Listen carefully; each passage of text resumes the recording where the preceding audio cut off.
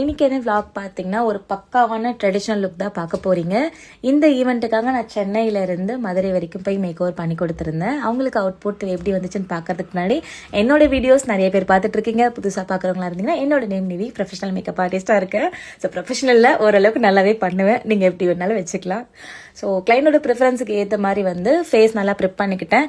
Evening நம்ம எப்படி வேணால் தூக்கலாக பண்ணலாம், ஆனால் மார்னிங் எந்த அளவுக்கு முடியுமோ செட்டிலாக பண்ணாதான் நல்லா இருக்கும். ஏன்னா ஓம குண்டு வைப்பாங்க, ஸ்வெட் ஆகும், ரொம்ப க்ரௌடாக இருக்கும். ஸோ அதுக்கு ஏற்ற மாதிரி செட்டிலாக பண்ணிப்பேன். ஸோ ஐ லுக் பார்த்தீங்கன்னா மோஸ்ட்லி மார்னிங்னாலே நான் கோல்டு காம்பினேஷனில் பண்ணி லைட்டாக விங்ஸ் மாதிரி பண்ணிக்கிட்டேன். கலர் கரெக்ஷன் பண்ணதுக்கப்புறம் எந்த அளவுக்கு முடிந்தோ லோ குவான்டிட்டி தான் நம்ம அப்ளை பண்ணணும் மார்னிங் மட்டும், இல்லைனா பேச்சஸ் ஆக சான்சஸ் இருக்குது. உங்களுக்கு தெரியுத டோன் எப்படி நான் ஈவன் பண்ணியிருக்கேன்னு சொல்லிட்டு கொஞ்சமாக அப்ளை பண்ணி எந்த அளவுக்கு முடியுமோ நல்லா பிளெண்ட் பண்ணிக்கிட்டேன்.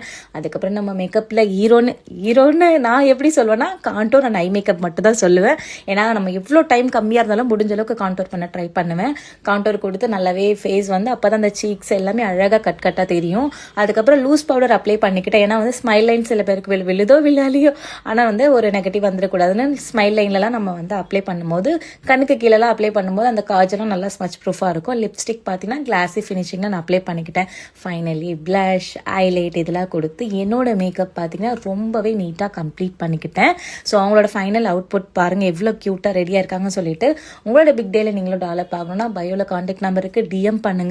அதுக்கு முன்னாடி நான் ரெகுலராகவே சொல்லிட்டு இருக்கேன், வீடியோஸ் மட்டும் பார்க்காதீங்க, பேஜுமே ஃபாலோ பண்ணி வச்சுக்கோங்க. அப்பதான் ரெகுலராக உங்களுக்கு வீடியோஸும் வரும். இதே மாதிரி நெக்ஸ்ட் vlogல பார்க்கலாம். டாடா.